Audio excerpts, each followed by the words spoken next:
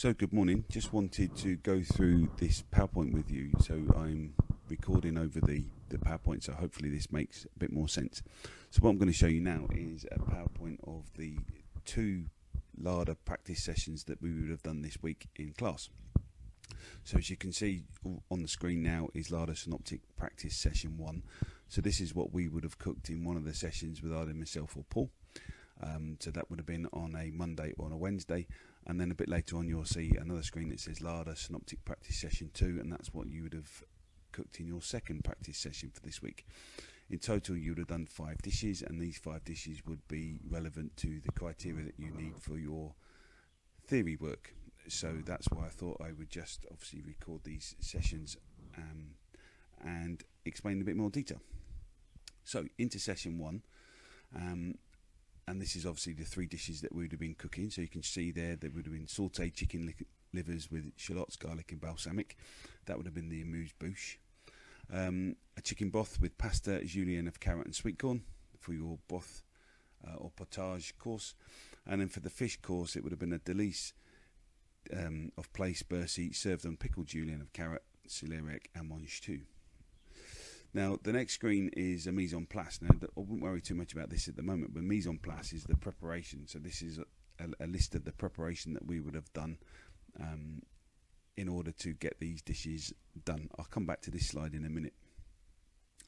So for the chicken broth, obviously first thing we needed to do was get a stock on the go. So we would have washed the carcass. We would have had a carcass of the chicken, added to a large clean saucepan, as you can see there, and filled with cold water. So if you can visualise the carcass in a saucepan of cold water, and then added mirepoix. Now mirepoix, if you remember, is obviously carrot, leek, onion and celery. We would have probably put a little bit of parsley, maybe some garlic in there as well, bay leaf. Brought it to the boil, and then as soon as it comes to the boil we will then turn it down to a simmer, and you wanted a gentle simmer. Now on the screen it says for 2 hours. Now ideally for a good chicken stock you want 4 hours. However, because this is part of your 5-hour test, I don't think you would have really got much more than 2 hours out of the stock, because you would have needed the stock to obviously get on with your soup. So cook for a minimum of 2 hours. As it starts to skim, you would have seen that you would have got some impurities that have come to the top of the saucepan, so you'd have needed to skim regularly. So you've probably seen before that when we've had stock pots on the go, we would have had obviously the main stock pot, and then next to it would have been a ladle and another bowl, and every now and then we would have just been skimming the top, taking all the excess fat and impurities out of the stock. If you don't do that, if you just ignore that and let it simmer away without taking the impurities off, the stock will go cloudy and also will probably go bitter, and it won't be a very good stock. So that's why we need to skim it regularly. So after the 2 hours we will then pass it through a fine chinois into a clean bowl. Obviously be careful here because it's been very, very hot. Stage 7 says allow to cool, then refrigerate. Blast chiller may be used. Now that's obviously all well and good if you've got the time, but obviously in a 5-hour exam you probably won't have time to get it ready for the fridge. You certainly won't be able to put the hot stock directly into the fridge because you'll break the fridge. So what I would recommend is you break it down into some smaller bowls or jugs, and then leave it in a cool place until you need it. If you do get the chance to get it in the fridge, you'll notice that the fat will start to solidify on top, and then you can take it off. But as I say, you may not get time for the fridge, so don't worry.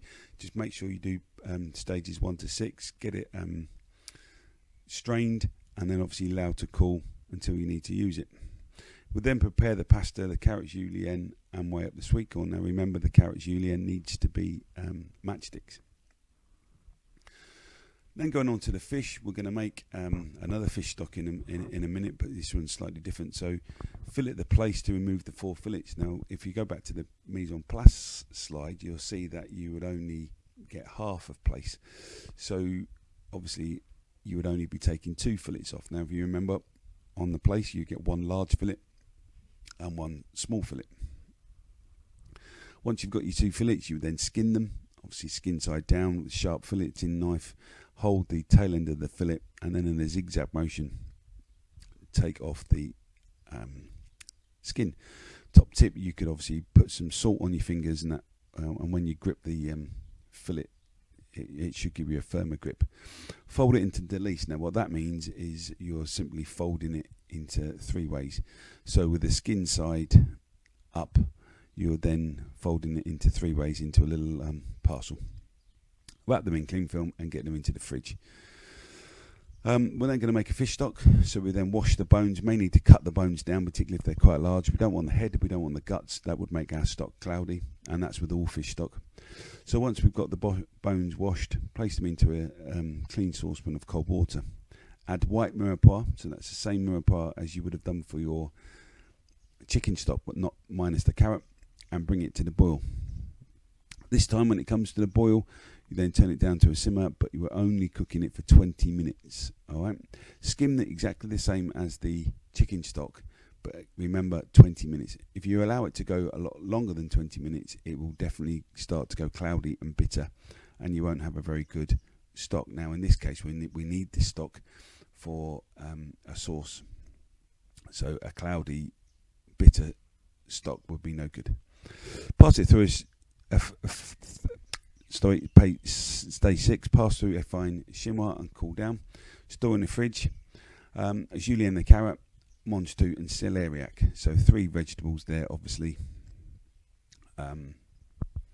into matchsticks. Now we're going to pickle them. So we want 50 grams of white wine vinegar and 50 grams of sugar. This is called a gastric in the trade.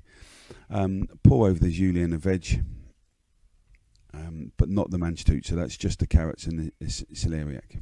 All right.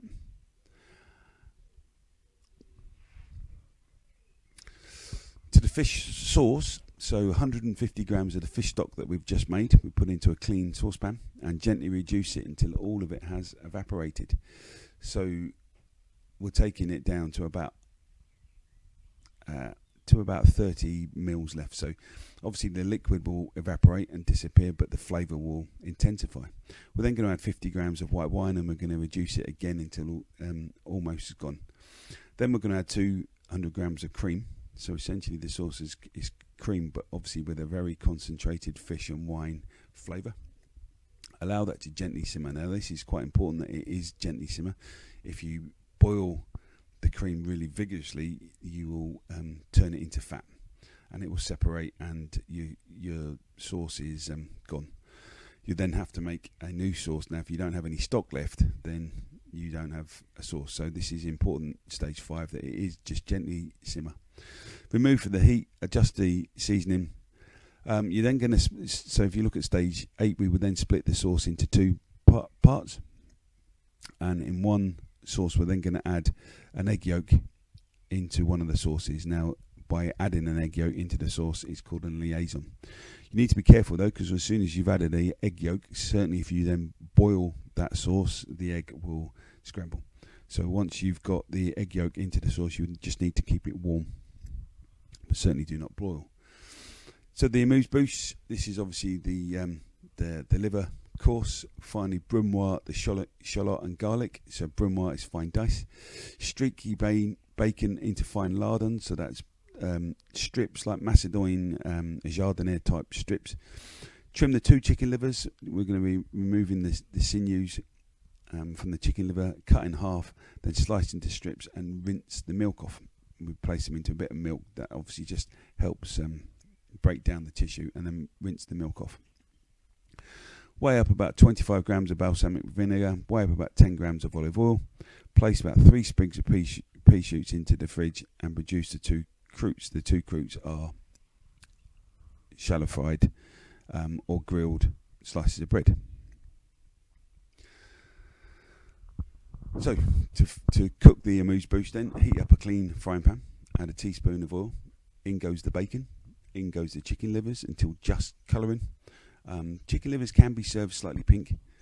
Add the shallot and garlic, place the plates and croûtes into the oven. Point 6, obviously remember, hot food, hot plates.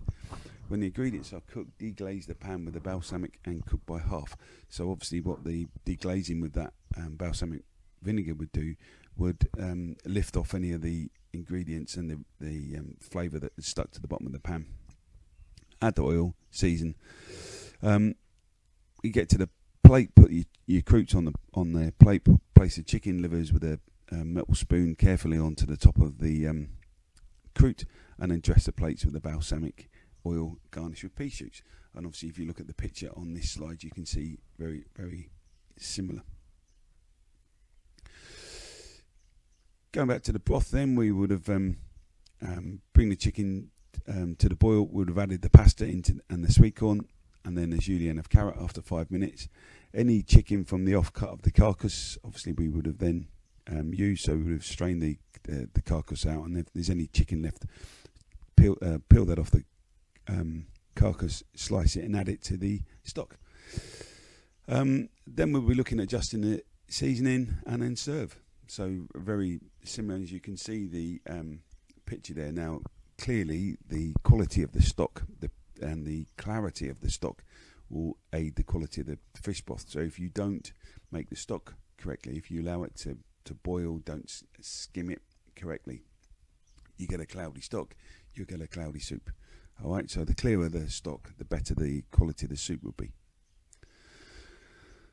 Onto the fish then, we would have preheated the oven to gas mark 3. It's about 150 degrees. Place the delice into a saute pan, filled up half the fish stock of the pan. Cover the fish with buttered cartouche. Cartouche is a circular of greaseproof paper. Place in the oven for about 8 to 10 minutes. Placed hardly takes any time to cook at all. Heat the garnish and the sauce. When the fish is cooked, we would have got a clean plate to remove the stock with the palette knife and place on a baking tray. Nappe the liaison, so that's the sauce that's got the egg yolk on it, over the fish, and then put it under the grill. And obviously that will then give us a nice gratinated coating over the fish. Drain the veg, place neatly in the centre of the plate, place the fish on top, and then you have the remaining sauce over the top. And they were the 3 dishes that we would have done in Larder session 1. So the second session you would have got then is obviously session 2.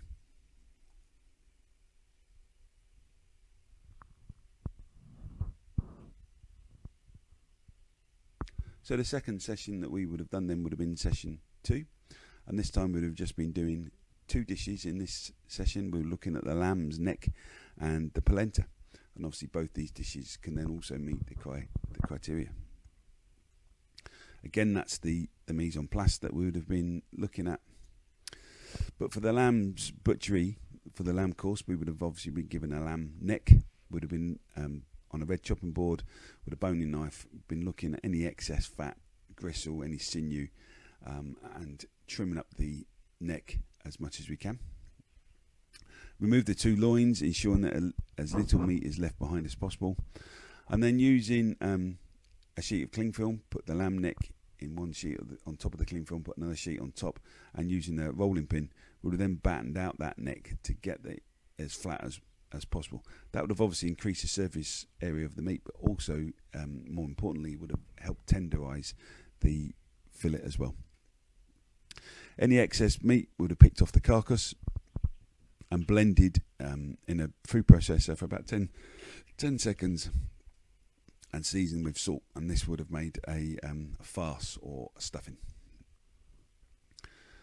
We would have then seasoned the neck, gone back to the neck that we would have just battened out, spread the farce over the neck, and then rolled it up into a nice even roulade. Now if you see the picture, I know this is cooked, but if you see the picture that a rolled up roulade, Swiss roll is probably the best way to describe a roulade, but a rolled up piece of lamb. Would needed to tie it together in about 4 or 5 pieces, because otherwise if we hadn't tied it, it would have just unravelled and would have spoilt the presentation. So any bones, any sinew, any offcuts of lamb we would have then roasted in the oven at gas mark 5, which would have been around about 190 to 200 degrees. We would have caramelised the mirepoix in a medium saucepan. So again, remember the mirepoix, onion, celery, leek and carrot into a medium saucepan with a little bit of oil. Added the bones and the juices to the saucepan and then deglazed with a little red wine. And then cooked out for 3.5 hours. Now, again, you would have seen, ideally, the longer you cook out the lamb stock, the better. 3.5 hours in a 5-hour exam, this is certainly one of the jobs that you would have had to do right at the beginning to give this a chance. Skimming regularly, just the same as we would have done with the chicken and fish stocks in the previous session. And then added the cooking liquor from the braised lamb. So once the lamb was braised, we would have added that liquor as well. That's just more flavour, getting more flavour into the pot. Placed it through a fine chinois and chilled in the blast chiller, again, if we would have had time to do that.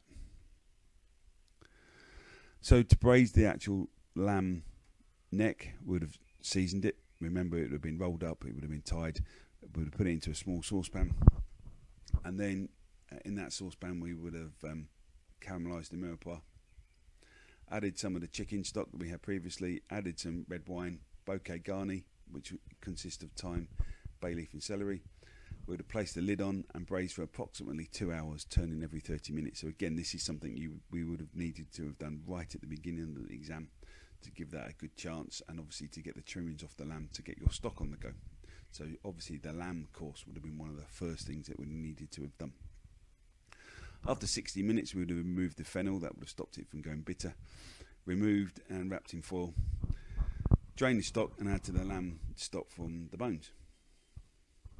The polenta course, you can see the recipe for the polenta. Now, polenta is a grain, and when I first started to make this dish, I wasn't too sure about this at all. I didn't think it was going to taste very nice, but actually, I'll tell you what, we've had some really great polenta dishes. As you can see by the picture, once the water and the polenta have been mixed together, it will go quite firm. If we put it into some cling film and roll it up into a cylindrical shape as per the picture, put that into the fridge, that will then firm up quite solid. Remove the cling film and then you can slice it into some slices. And what some people have then done is empanade that, and that's how the dish goes. Obviously, you can see on the recipe some Parmesan cheese and some parsley. Obviously, gives that some more flavour. I have seen people put a bit of chili into that as well, but you don't want to overpower the polenta. That's obviously the ingredients. I've probably jumped a little bit ahead there, but you can see that pouring the water into a large heavy base pan, it reminds me a bit of making porridge when you're making polenta. But once you've got it quite thick, as I say, you remove it from the heat, stir in the butter and the Parmesan cheese, and then obviously shape it. Red pepper and tomato sauce that we're going to serve with the polenta. If we cut the peppers and tomatoes into quarters, sprinkle with salt, and then get them into quite a hot oven for about 20 minutes, that obviously softens them and intensifies the flavour. Put some oil into a saucepan and start to saute off the onions and garlic. Don't want too much colour on this. Add the roasted tomatoes and peppers with some tomato puree and water. Bring it to the boil. Remove to the heat and strain.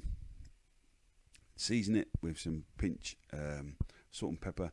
Anything tomato based needs a little bit of sugar as well. It just balance out the flavour. You could put a touch of vinegar into that as well to add a little bit of acidity.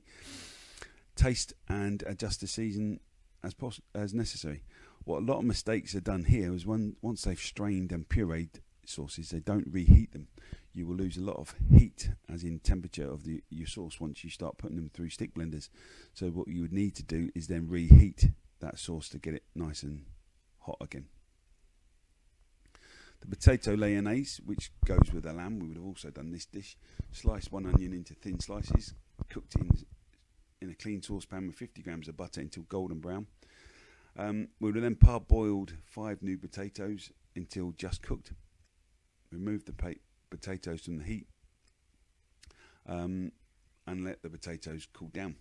The potatoes then would have been sliced into about 3 centimetres of thickness. The fennel that we braised with the lamb would have obviously been taken out. We would have sautéed the sliced potatoes and the fennel together. Add the onions, add the chopped parsley, lemon juice, and adjust the seasoning. Turn carrots, as you can see, barrel-shaped carrots. We'd also done these. About 3 barrel-shaped carrots per portion. Cooked it in the lamb stock, added the flavour as well.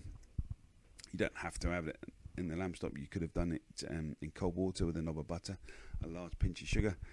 Cooked until 3/4 cooked, removed from the pan and allowed to cook residually. If we go back to stage 4, cook until 3/4 cooked. The term for that is called al dente.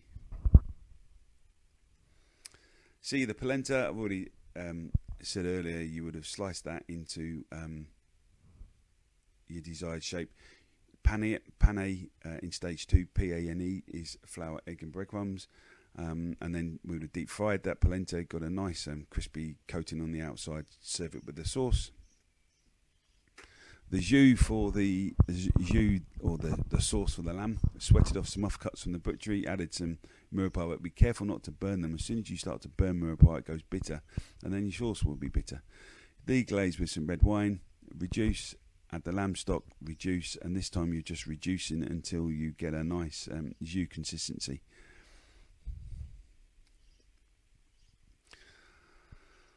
There we go to finish the lamb dish. So the braised lamb neck would have then come out. We would have,